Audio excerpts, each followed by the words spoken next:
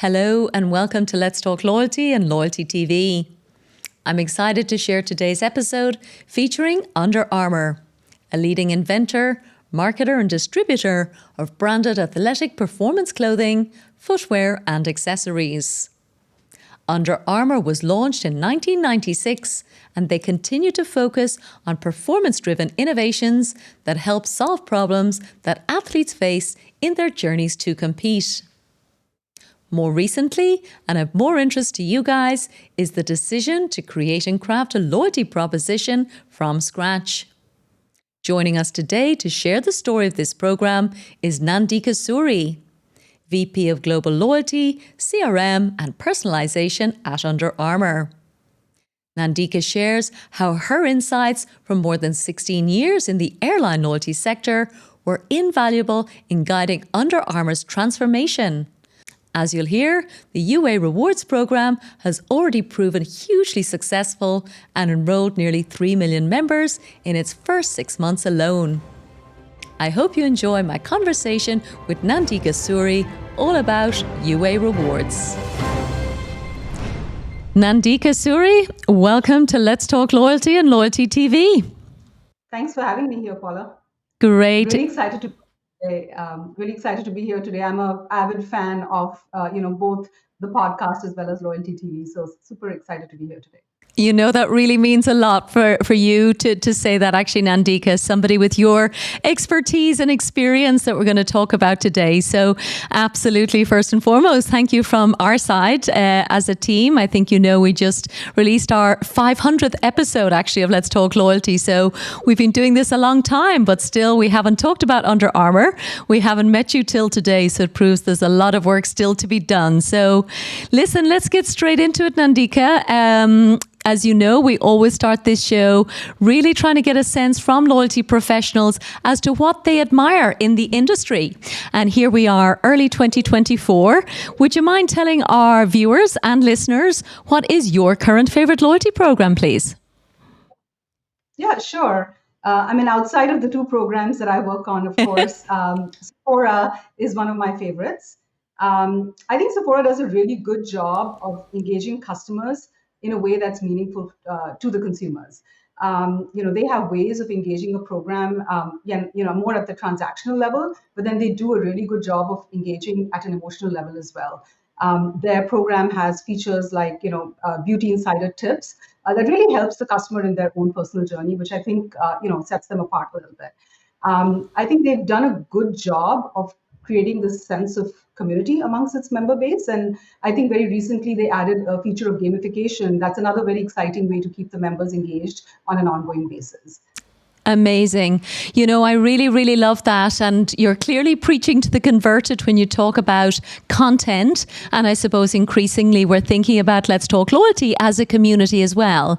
So people who do, share a love of some passion point, which Sephora clearly does super well. And a quick shout out if anybody is listening from Sephora, we'd love to have you on the show. So please do get in touch. So it's a brilliant example, Nandika.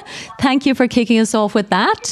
The next most important question, I think, for the audience who may not know you is to get a sense of your incredible professional loyalty background. So take us through the work that you've been doing over the last, I think, almost 20 years in the industry.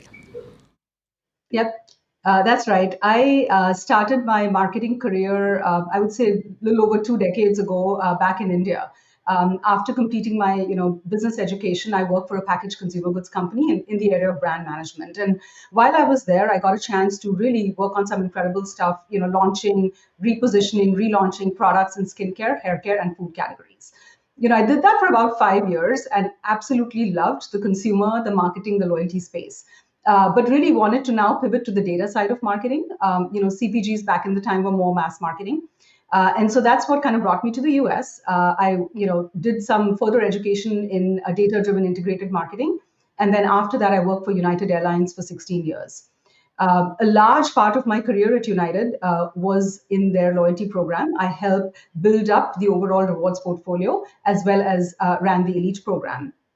When United merged with Continental Airlines, I was part of the team that was, tasked to lead the definition of the go forward loyalty program, as well as then after that, I read a radical transformation of that program over the next several years. For the last, I would say, 4 years or so, I've been in the retail industry. I lead loyalty personalization and CRM at Under Armour. And during my time here, I've really got a chance to lead and help launch UA Reward, Under Armour's first ever loyalty program. And really proud of kind of what we've been able to achieve in the last several years. There's something particularly compelling about the two sectors, I suppose, that you've spent all that time in. In fact, all three. I think CPG is beginning to have a surgence of interest in loyalty. I think you said that when we met the last time. Of course, we all know the challenges for mass marketers with having products on the shelf that nobody can understand the profile of the customer. So massive opportunities in that space, and definitely one, again, we're keen to explore a lot more on the show. And airlines, of course, are close to my heart. United is an incredible airline. I think you shared that there was over 100 people in that loyalty team. So quite impressive what you guys were doing there, and clearly kept you engaged and interested as a data-led marketeer for 16 years. So what finally convinced you to move to retail into the Under Armour opportunity? Yeah, I think, it goes without saying, Under Armour is such a phenomenal brand. So, when I was approached, definitely had to take the call. But I think what really, got me excited about is the fact that, this was going to be part of our transformation journey for a new brand. And my entire career, it's been about launch, reposition, transformation, change. So I think that's what really got me, excited about this specific opportunity. And, clearly I've been, super happy with with where we are at today. Amazing. So was it a blank sheet of paper, Nandika, when you joined the company? It sounds like clearly looking for your skill set, the decision had been made to launch a program, which in itself is a huge, I think, indication, I suppose, of how the brand wants to demonstrate its loyalty to its customers.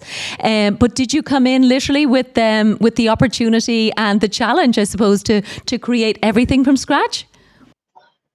Yeah, I think as an organization, I think we knew that we growth is our next path, and so we had to.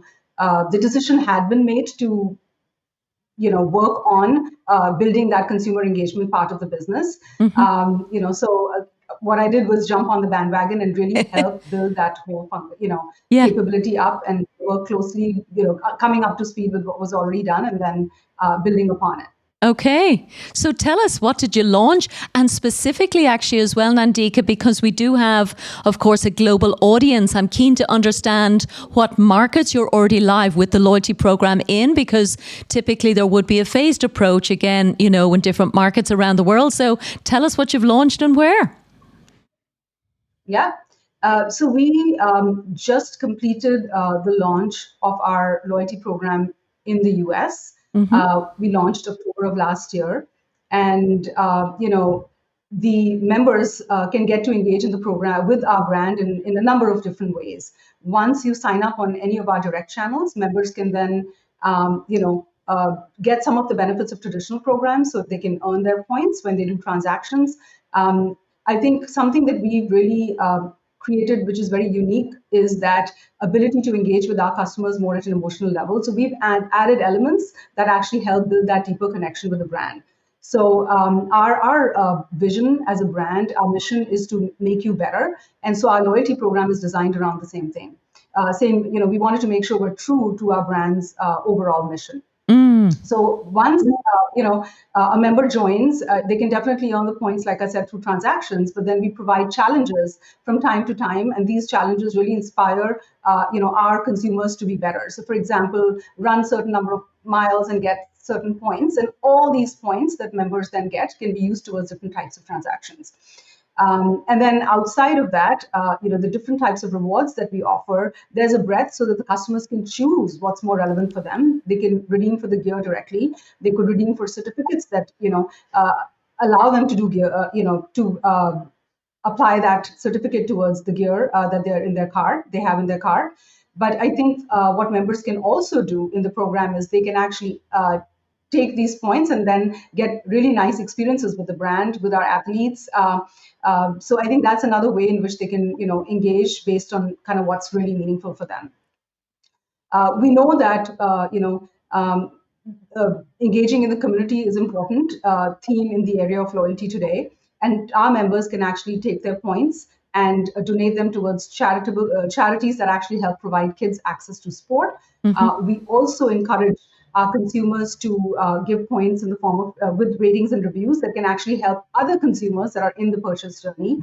And then I think we have different other features like our members week, just that provides something special and exclusive, exciting to our members from time to time. Members also get early access to our product and gear, and sometimes, some limited edition product as well. So I think there's many different ways that we, love to keep our members engaged, that we make the program meaningful, relevant for them.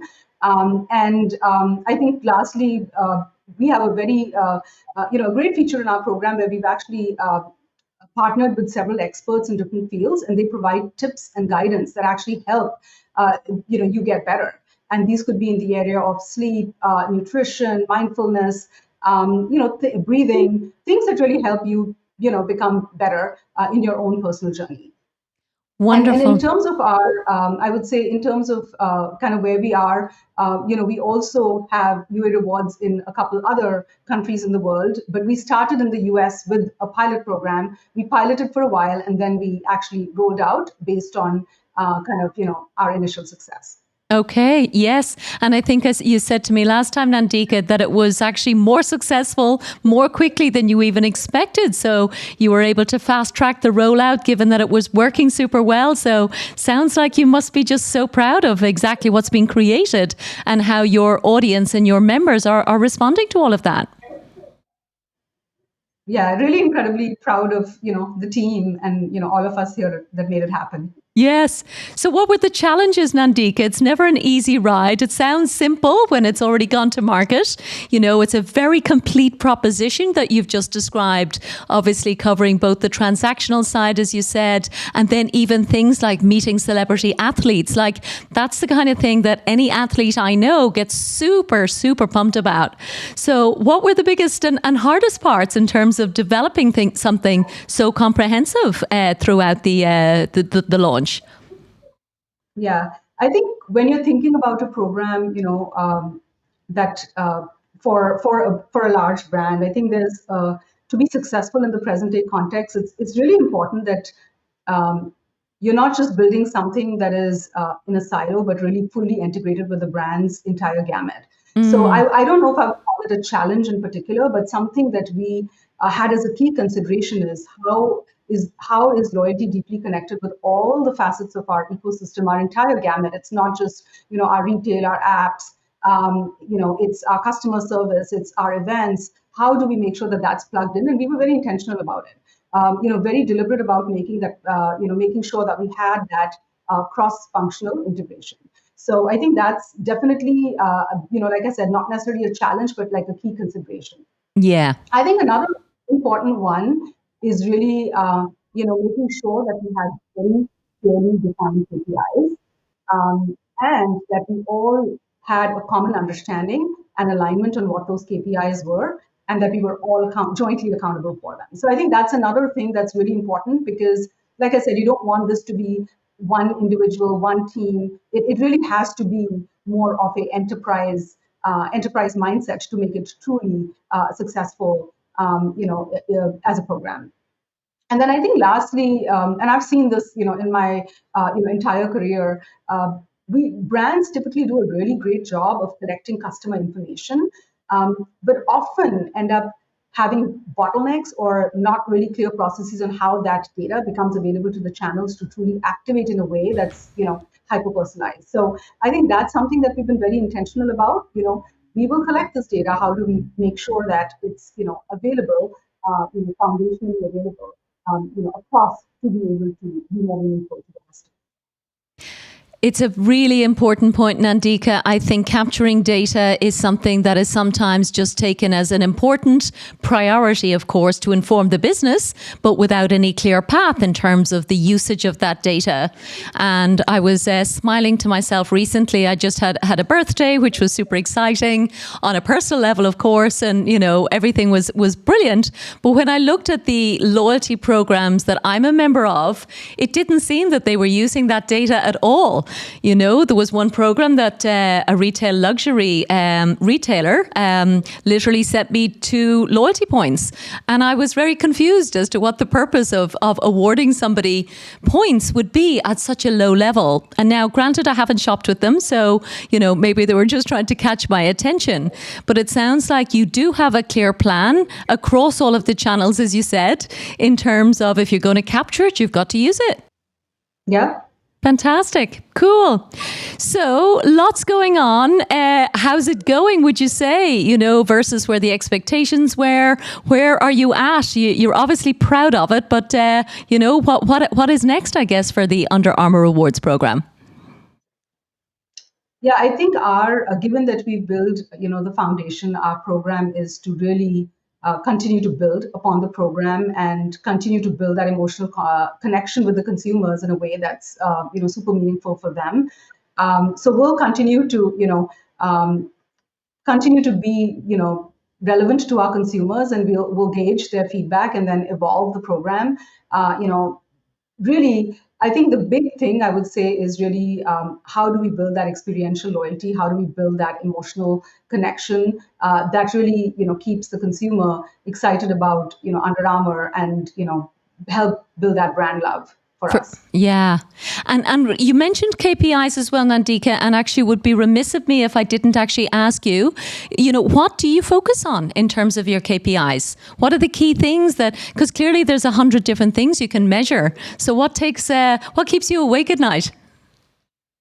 Yep, no, you're absolutely right. I think there's 100 different things that we can measure, and we measure a bunch of different things. But I think I'll highlight a few KPIs that are very important for us right now with where we are at in our journey.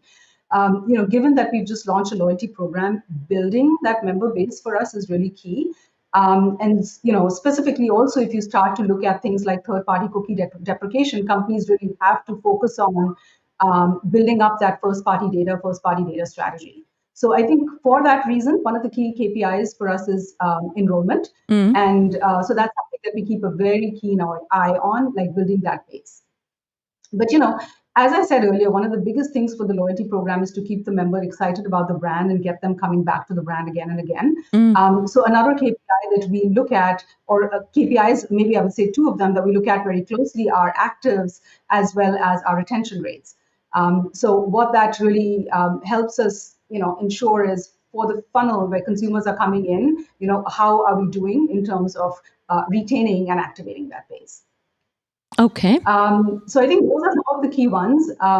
I think as time, I would say as time matures and as we get more data and history on our members, I think we will be building up other metrics like the lifetime value. We have, started on that path, but we are somewhat early in our journey, because of our program being new.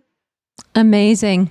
And tell me then just the internal journey, Nandika, because again, coming from United, within the airline industry, I think every single person understands the role of the loyalty program in terms of, keeping customers happy and, the competitive advantage that's available. I really, I suppose, admire brands like Under Armour that take time, first of all, to decide to launch a program, then put incredible people behind actually developing the proposition. But I suppose you mentioned like transformation. It sounds like that is something that you probably would have had to spend a lot of time on just to bring the business on that journey with you. Yeah, no, absolutely. Yeah, it's actually, a great question. I think whenever you're doing something new, you've got to be a little bit intentional about how you're going to, engage with everybody and bring them along. And this I've actually learned, in throughout my career, not just in Under Armour. And so I think we were very deliberate and intentional about making sure that this truly is a fully integrated cross-functional effort. And that's the way we approached it. And so setting it up in that way really allowed us to have conversations with pretty much every facet of the business, engage all our stakeholders, and make them really part of this journey. And that way, I think we were all building it together. So I think that's been something that has helped us to, get to where we are at, and the team's incredibly proud of. Yeah. And I guess given how competitive the loyalty market is in the US as well, Nandika, I'm guessing that your retail staff were probably thrilled to bits that they finally had a program to talk to members about. Yes, no, absolutely. All our teammates are super excited to be able to, engage with, our consumers in a different and more meaningful way. Yes, yeah. How was the training program? I always feel that that's the one that, is a lot of work. And of course, that job is never done. But again, given that it's particularly a new program launch, I'm guessing you have an ongoing training program. So how does that work given the scale of the brand? No, I think great point. It is actually an ongoing journey, and kind of when it gets to training, we started this ongoing journey, pre-pilot, because we said let's pilot in select districts, and I think that's where we first established all our training. We learned from that, and so as we rolled out and launched, we were smarter, and then we evolved that training. And I'm a huge fan of continuous improvement. Yeah. So I think every day we learn things, and I think based on those things, we actually finesse, adjust, and and if needed, reskill or retrain. Okay. Yeah, yeah, no, the job is never done. I think early in my loyalty career, I remember, launching a program or relaunching a program and, expecting to heave a sigh of relief and just go back to normality. And of course, that's when the hard work actually starts, is when the program is launched. So clearly the voice of experience coming through there in terms of exactly what is required to make it successful, because it's not a one and done. And I guess particularly in a public company like you guys, it's there's always that extra visibility and transparency that's important, that investors are looking to see how programs are performing as well. We were lucky enough to have McDonald's on the show here as well recently, and like that, they were one of the later quick service restaurants to launch a loyalty program. But by virtue of that, I think they learned a huge amount, of course, in terms of what is resonating, particularly in this digital age. And it does give you an opportunity to develop something that is much more personalized, as you said, across all channels. And it does sound like you've managed to get that omni-channel experience totally in place and working very effectively. Would you say that the job there is done good enough for your satisfaction? I know it's never finished, but do you feel like you got a good result in terms of having the omni-channel personalization? Yeah, I think, quite frankly, one of our, what I've seen in other places that I've worked, and in general in the industry, is that to be really successful in the loyalty program, really to be able to make that difference, I would say at the omni-channel level, you need to maybe spend a deliberate effort in creating that foundation where you can identify customers across different channels, and then you can collect their data, build that 360 profile of the customer, and personalize. And so we were very deliberate, very early on building that foundation, even before we put our program out there, call it in the US. And so we've invested in that, building that 360 profile of the customer that can then be leveraged across all these different channels. You and I both know, I think in today's world, customers going between channels, between platforms, between brands within a matter of seconds, and they're expecting that brands know them real time, and they're relevant in a real time basis. So we really started by building the foundation there and making sure that we're able to do that. I actually never feel like our job is ever fully done. So I think there's always more that you could be doing within any given channel. What kind of experiences are more relevant, and continuing to expand them. But definitely, I feel like we've started on a really solid foundation. Amazing. Yeah. And certainly from previous guests as well, Nandika, there is so much learning that comes through in terms of, once you have the technology stack that you need, and we won't have time to get into it today, but we have run a couple of virtual events where we literally just kind of behind the scenes compare notes in terms of what tech really has made a difference, because I think the reality of CRM and all of the various pieces that are required to deliver the experience that you're determined to do with this program is something that really I think we can benefit from, in terms of advising each other. So really good to hear that you feel like you've got a lot of the basics in place. You've got the foundation there. And of course, we would love to stay connected with you. I think that's the most important thing, because it's still early in your journey.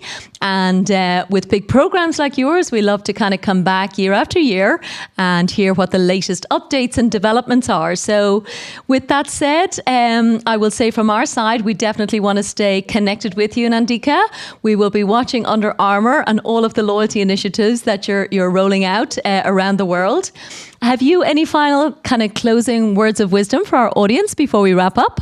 No, first of all, thanks so much for having me. But what I'd say out there for all the loyalty marketing professionals is loyalty has become so dynamic and multifaceted. So think about it not in the context of the program, but the overall customer journey, because that's kind of how you can be more meaningful to the customer. Absolutely. So I think that's the part I have. Okay, wonderful. So listen, Nandika Suri, Vice President of Global CRM, Loyalty and Personalization with Under Armour. Thank you so much from Let's Talk Loyalty and Loyalty TV. Thank you.